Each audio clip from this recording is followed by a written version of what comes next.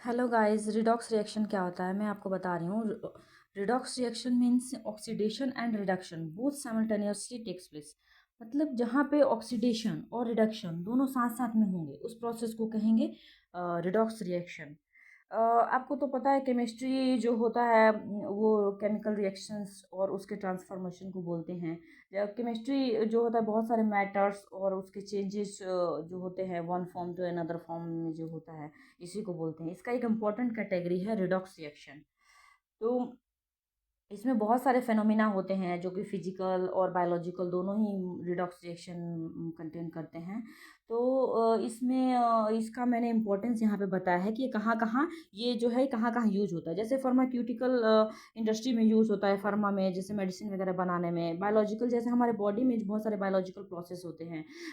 For example जैसे हम जो फूड लेते हैं ग्लूकोज के फॉर्म में उसका जो कन्वर्सन होता है कार्बन डाइऑक्साइड और वाटर में और एनर्जी जो रिलीज होती है वहाँ पे भी आप देखेंगे कि ऑक्सीडेशन का प्रोसेस हो रहा है। इंडस्ट्रियल में भी इसका यूज होता है और मेट्रोलॉजिकल इंडस्ट्री में, एग्रीकल्चरल एरिया में और बहुत सारे इसका इंपॉर्टेंस है। जैसे कि आप डे टू डे लाइफ में डोमेस्टिक पर्पस में जो यूज़ करते हैं एनर्जी देने के लिए, जैसे हमारा एलपीजी गैस है तो वो डेड रिमेन्स ऑफ एनिमल्स से बना हुआ है और उसको हम बर्निंग प्रोसेस में यूज़ कर रहे हैं, कन्वर्ट हो रहा है वो हमें एनर्जी दे रहा है, कार्बन डाइऑक्साइड दे रहा है, ट्रांसपोर्ट में यूज हो रहा है as a fuel. Other commercial purpose में भी बहुत सारे में यूज हो रहा है, जैसे सेल में बैटरी वगैरह जो बनती है वो सब में रिडॉक्स रिएक्शन का यूज होता है।